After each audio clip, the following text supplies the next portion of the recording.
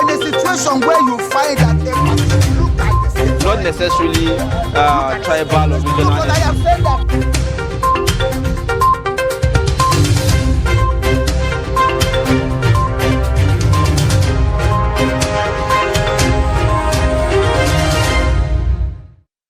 All right, thank you for staying. You're watching Daybreak on Trust TV. Time to take a look at the dailies on Daybreak. And we have the former Director of News, Voice of Nigeria, Ben Sherman, with us in the studio to give perspectives to some of the stories. Thank you for joining us on Daybreak. My pleasure as usual. Thanks for having me. All right. Now, we'll begin with the Daily Trust newspaper. The lead story on Daily Trust newspaper this morning. It says, "We didn't direct banks to disburse old notes," says CBN. It has the riders that says, "More banks pay old currency. Business outlets reject notes. Direct Apex Bank to obey Supreme Court order," Buhari urged. You would find all the details on page 4. Now, above the lead story, presidential poll, Tinubu, Atiku, Obi assemble legal teams on page 10. Over 200 cyber attacks blocked during February 25 elections, Galaxy backbone. You'd find out on page 6. International Women's Day special publication on page 17 and 32. You take a look at all the Daily Trust newspaper has for women on this special day. Now, below the lead story, elder statesman Musawa dies in Kaduna. Muslim leaders set agenda for Tinubu. 8 months pregnant Abuja woman gang raped. You'd find that on page 12. The pictorial there shows you customers waiting to withdraw cash at a bank in Anopaja in Lagos yesterday. Now, the story below there says, "Governors in last-minute push woo voters with incentives. Buni Inua splash 1 billion naira on teachers, business groups. Sanwo-Olu releases impounded vehicles free of charge." Now, these were the things that we were talking about earlier today, but we'll take a look at that much later. That's that for the Daily Trust newspaper. All right, now let's look at the Blueprint newspaper. It has a late story that says, "As Atiku Obi challenged February 25th poll results, Tinubu prepares defense." All right, this apparently is yesterday's newspaper. We'll now go to the Punch newspaper. Let's take a look at the Punch. The Punch newspaper has a lead story that says, "Fuel stations, others reject old naira, banks ration cash." And then we have a first rider, "Accepting old 500 naira, 1,000 naira will hamper business, says retailers, others." Then the second rider, "CBN adamant refuses to direct banks to obey Apex Court judgment." And beneath that, we have Lagos Kanu get lion's share as local governments share 2 trillion naira. We also have fuel scarcity to linger till after elections. This is coming from the marketers. And just by the masthead, we have LP, NNPP kick as police bar dogs from polling booths. And above the masthead, aviation fuel hits 840 naira. Airlines predict flight delays. Over 200 cyber attacks blocked during presidential poll, says the federal government. We also have Beaver's data intact.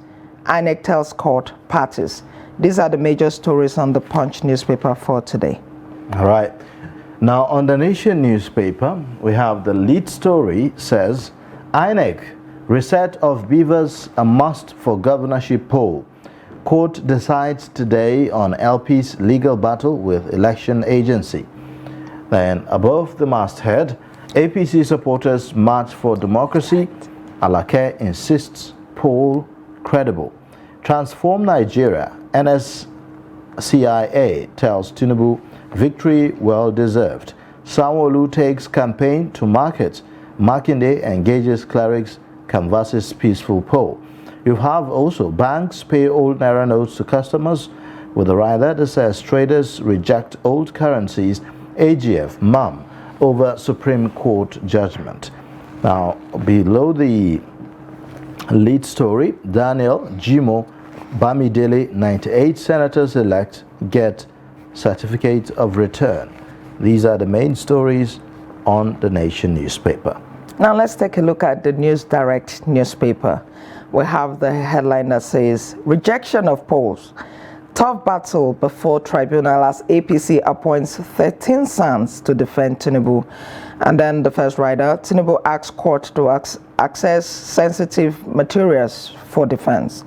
We also have a rider that says, I refuse to congratulate Tinubu because election was grossly flawed, contentious. This is coming from Konkoso, the candidate of the NNPP. And beneath that we have, this comes as INEC releases full list of members-elect of 10th NAS.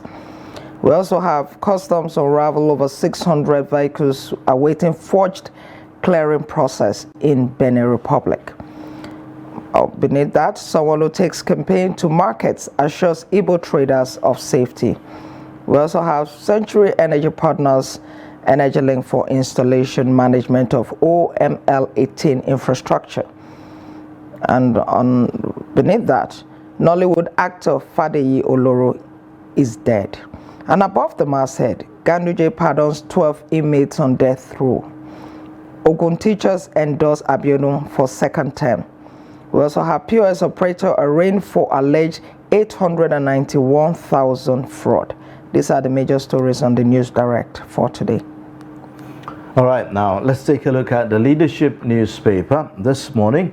On the lead story, 3 days to governorship polls. Governors tighten news on opposition. You have also, above the masthead, why I turned down NNPP senatorial seat, says Shekarau. INEC drops Dogua from election winners list. You also have, below the masthead, fuel scarcity, marketers disagree on uniform petrol pricing. Tinubu seeks tribunal order to inspect election materials. Tackle economy, security challenges, NSCIA urges Tinubu. NNPCL moves machines to Nasarawa ahead of March 21 drilling date. 10th National Assembly won't be executive's rubber stamp. Now, these are the main stories on the Leadership newspaper. Now, over now to This Day newspaper. It has a lead story that says, Appeal Court rules today on INEC's request to vary order permitting PDP LP to inspect poll materials. And the first rider, Tinubu seeks order to inspect election materials. We also have PDP raises the alarm over alleged plan to destroy evidence of rigging. Opposition parties insist reconfiguration of beavers will tamper with evidence. And above that, we have Chatham House, Nigeria's presidential election not conducted in line with INEC's guidelines. And just above the masthead, we have pro-Atiku Tinubu groups clash over poll results at INEC office. We also have polls. We're not in alliance with any political party, Labour Party declares. And the first rider, Rivers chapter defies order, endorses PDP. NWC dissolves state executive. These are the major stories on This Day. All right, now on the Business Day newspaper, which has about one major lead story, that's the one talking about IWD, says Nigerian women eye bigger share of tech space, talking about the International Women's Day. Well, that's that for the newspapers that we have this morning. We'll take your perspectives now, and Ben Sherman is right here with us. Thank you again for joining. Thank you very much. Well, a lot of interesting stories this morning on the front pages of our newspapers. Let's start with the one that talks about the last-minute push by governors ahead of the governorship election on Saturday. We are seeing that citizens are now brides, sort of, because we've seen states now deciding to, release impounded vehicles for free. Now, these are vehicles that were impounded once upon a time, and all sorts of, things just to gladden the hearts of voters. We've seen even some of the candidates go to the markets. Ordinarily, these are people that wouldn't do so. We heard stories about payment of pensions in some instances. And in Gombe State, Inua splashed 1 billion naira on teachers, and the rest of them. Some things just wait for elections to come, isn't it? In Benue, we will have Autumn lifting the ban on motorcycles. In Kano, we have Ganduje pardoning 12 inmates. Yeah, I mean, you know. In the midst of that, you go to Katsina, some PAMSEC, some directors have been sacked. Oh, what anti-party activities? This anticlimax. Is it because Masari is leaving office? But he should also know that someone is gunning for that office, probably in APC. But having said so, you see, time has passed when indeed governors would just you just go do one campaign in one central place and go sit down. When Obi felt he should campaign in Lagos, he didn't just do that in TBS. He started going into the markets, and you could see street by street kind of a thing, and others started adopting it. Now, you can see someone who in Lagos is adopting that, because the figures, Lagos is a state of interest. If Peter Obi won in Lagos, it says a lot concerning the gubernatorial that is coming on board. And that's why everything that must be done to win by every party has to be there. I can also see some people in Lagos, they are busy trying to castigate, put the gubernatorial candidate of Labour in Lagos in a very bad light. I think that is taken too much to a very far extreme. And in Kaduna, you could see, other parties are saying, look, there has to be an alliance. This issue of Muslim ticket is still boiling, pursuing APC there. How will it be done there? PDP and Labour, other parties, Zenith party, all are saying, can we go for PDP, NNPP, all the same. Do you know that, just a moment, let me learn. In other words, the feeling that if they form a kind of a group, they are most likely to have someone they want. But APC is also saying they are a force to be reckoned with. So let's see, again, Kaduna is a state of interest. And many other, like Kano again, is another state of interest. Look at the shakers and movers of the political terrain in Kano. So it's another state of interest. Kwankwaso is there, and of course you having gubernatorial candidates that none is a pushover. Where will it go to? And we had Adodogwa, who indeed was also very vibrant, but you can see what is happening. Even when others were receiving their certificates of return, his name was conspicuously missing. Now, the rec there simply said, look, that election of Adodogwa, that he declared it under duress. That's what INEC is also saying. And so, that being the case, then there has to be a rework, probably. And so, a whole lot of things. And that's why these governors are now coming out with incentives. But in this dying minute, we want a governor who will wake up to say, see, vote me in. But we'll Mr. give Sherman, local governments their autonomy financially. Mr. Sherman, yes. You see, something that a lot of people are wondering is, if, for instance, you put a ban on motorcycles, for instance, it would be imagined that you had a reason for banning the activities of motorcyclists. So lifting that ban 3 days to an election, is it that the reason for which it was banned in the first place does no longer exist, or what? I think to a large extent, or a larger extent, yes. Why do I say so? If you look at when there were these either communal attacks, or you had herders, farmers attacks, or you had Boko Haram, ISWAP attacks, motorcycle was always the commonest thing. Each time there were even kidnapping, before they start negotiation, they say, bring food to feed the victims, also include motorcycles. So that tells you motorcycle became a commodity that was needed to do something badly. But the governors decided to ban them. If banning them, and they saw that there's a small respite, and Stella will agree, you agree with me that at least kidnapping in the last, all right, they saw this respite 3 days actually to, gone down. Okay, they saw this respite 3 days to the next election. It's still an attempt to woo. I mean, to back this and bearing in mind that remember in Kaduna State, Kaura Federal Constituency, an Okada man do you defeated think a ranking house of. so do you think that the outcome of the presidential and national assembly elections has something to do with the new dimension of the campaigns, the narrative, or kind of tightening of the grip on the seats that right now, going by the way the campaigns are going now? You see, if just look at the case with Nasarawa State,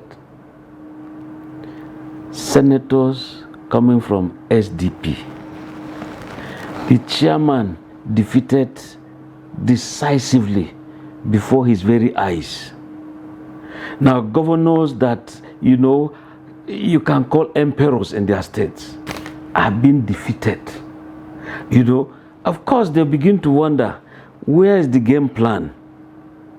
And when the youths are now feeling, look, we are in charge, we must decide where and who goes where. I think it gives a lot of concern to these governors who indeed are now, they now realize that they've been living, so in your view, in some fool's paradise. So in your view, these new attempts and new style of campaigns and all this release of prisoners, grants and all of that, do you think it's going to have any positive impact? Do you think it's going to change the way the voters are going to perform during the governorship?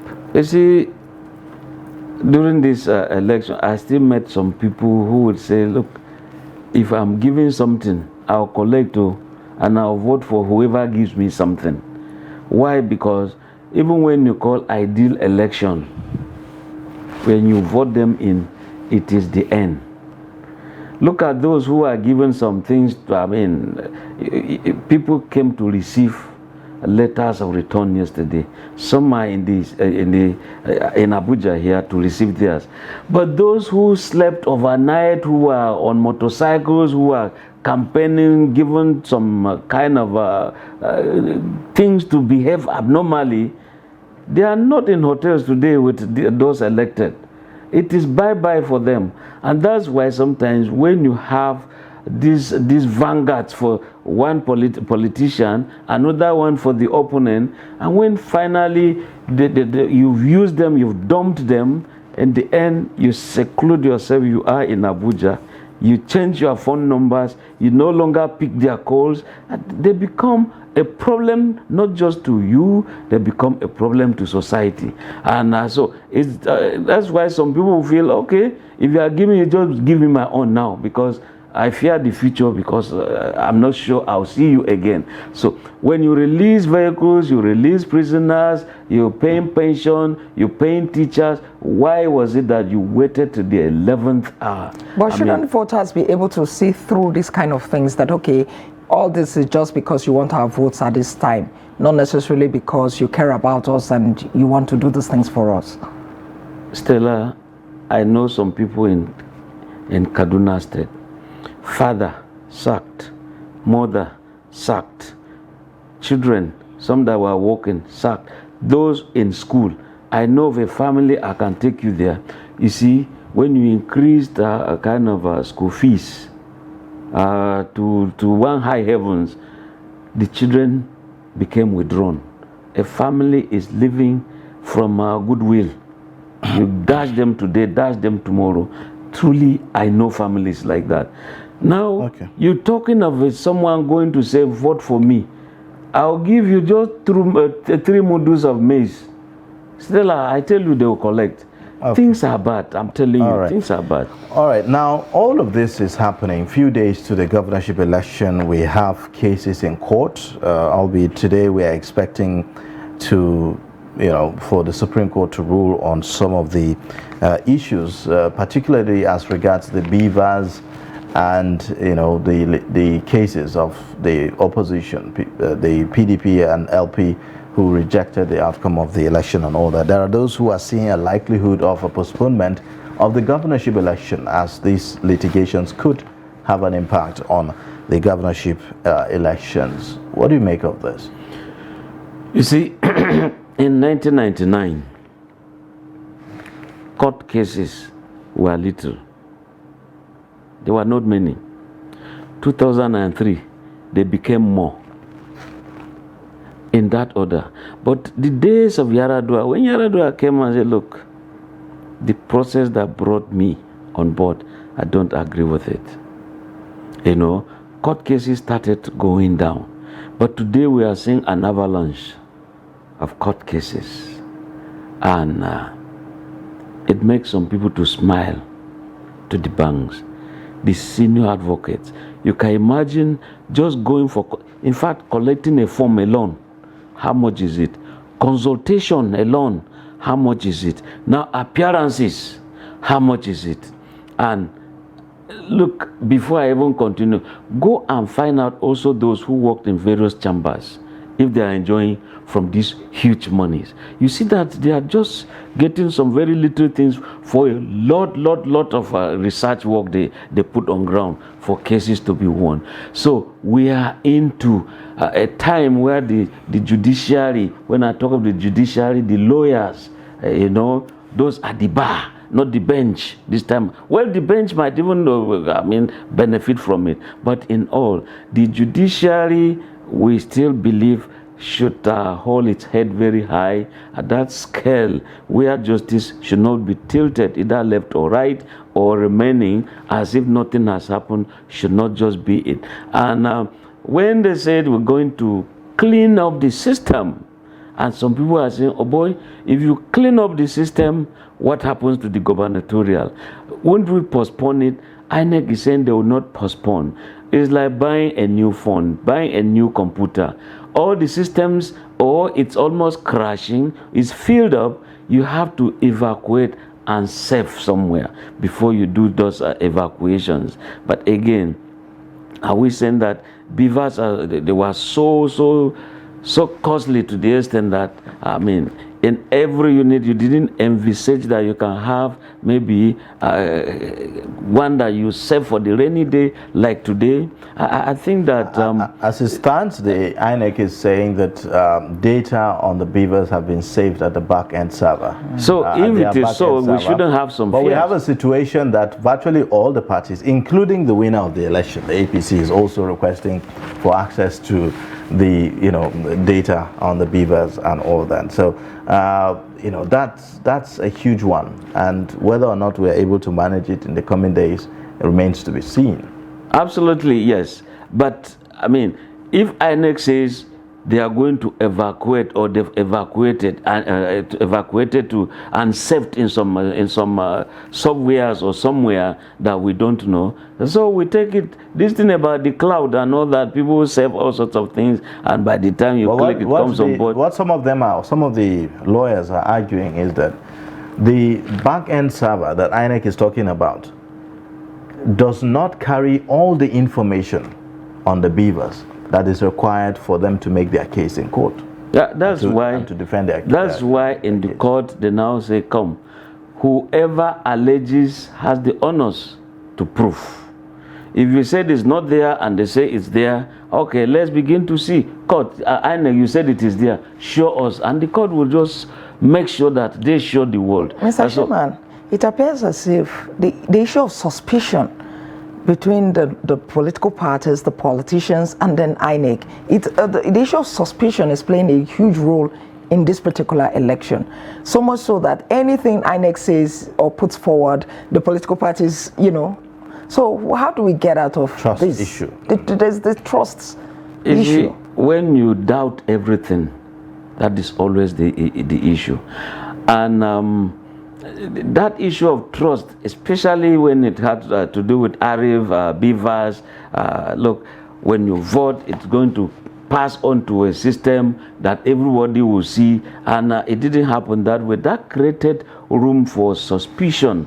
And I pray that we don't just rock the boat because of this election. We should be able, as people of conscience, as people, the religious people, as we think we all are, we cannot be taking Holy Communion from the same source or going to see Imam from the same mosque, and in the end, as soon as we leave the gates of places of worship, we are at each other's throats. I think issue of suspicion, trust, should just come to bear. And INEC too try to be as open as possible. If there is a let down procedure from 1 to 10, okay, if you start from 1, let us know how you reach 4 and 5. Let us not just see 3 and the next thing we see 6. Let us know the processes. It's like cooking, so that you start from washing the pot up to when every meal is being served and the table is clean, so that everybody gets satisfied. That logic will kind of bring some confidence building, and of course we also expect that NOA, we expect that people who indeed some civil society organizations who indeed also believe in a process should also be doing some campaign positively in terms of awareness. That trust, let us begin to think about it. Do you think that there's any, going into the governorship and state assemblies election, is there anything that INEC can do better to reduce the number of litigations that are likely to follow? Because if you find that the electoral law, like others have said, gives INEC some powers to review, results from different places within 7 days and address some of the issues. But in this case, we've seen from the presidential that INEC just simply refers everyone aggrieved to the court. And at the end of the day, you really can't tell how many people would have issues with the elections. And if that happens, it's like everyone else is going to the court. Can the courts really handle the number of cases that are likely to follow? More so when there is time, some cases are time barred, a kind of. You see, just like Mao Hoabunwa in Abia State, they said, look, elections for some senatorial areas, some local governments would take place in during this, for the future. But again, Uzokalu has already been declared, according to him, that INEC did not do the election. You said, okay, we've halted elections here. For the future, we'll do it this way. But how come Uzokalu is a kind of declared? And that's where some people will begin to question INEC.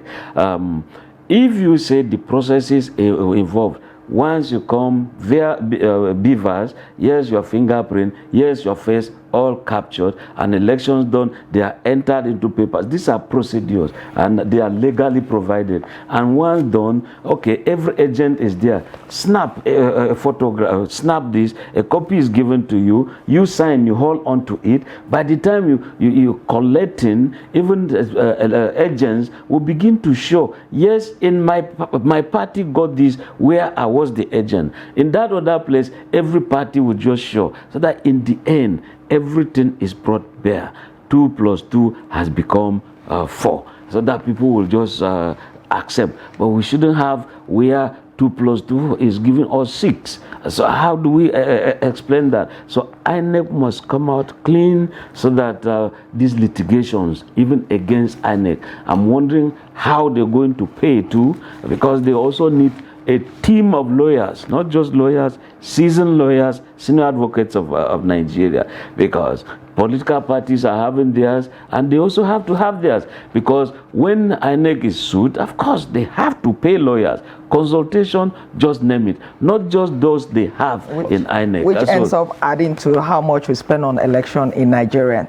But before you go, I would like us to talk about the lead story of the Daily Trust. We didn't direct banks to disburse old notes. This is coming from the CBN, and this is coming almost about 5 days since the ruling by the Supreme Court. Yes. What's the way forward? Usually you hear of, I have not received the true certified copy of this judgment. So if you say, I had it on TV, I saw it on newspaper, they will say, I need to see that judgment as it is passed, so that I see the nitty-gritties, so that I don't also implement what was not given as a cry by those who sued the CBN. So, but again, we shouldn't be having two governments in one country.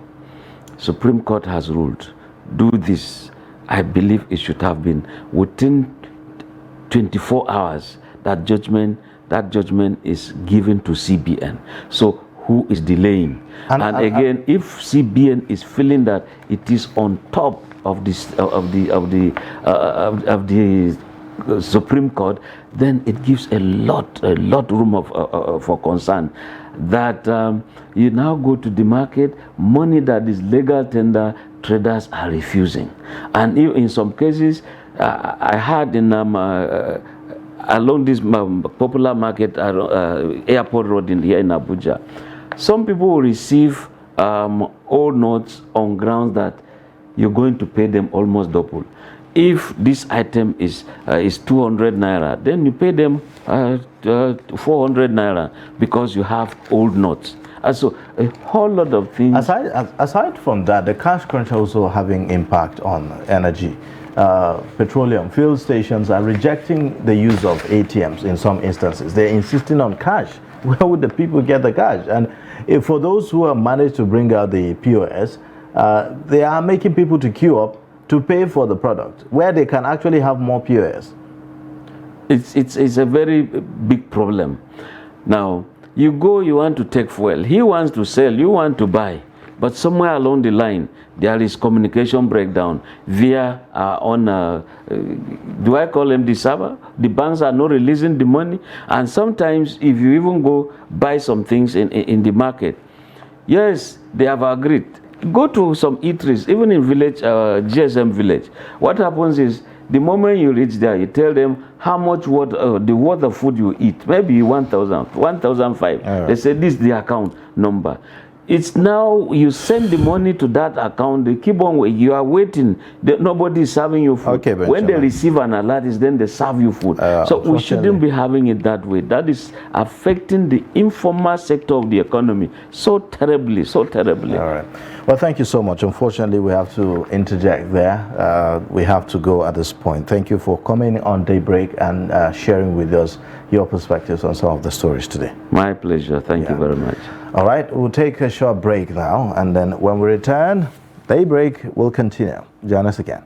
But in a situation where you find that a person look like the same, Not necessarily tribal or regional. but I have said that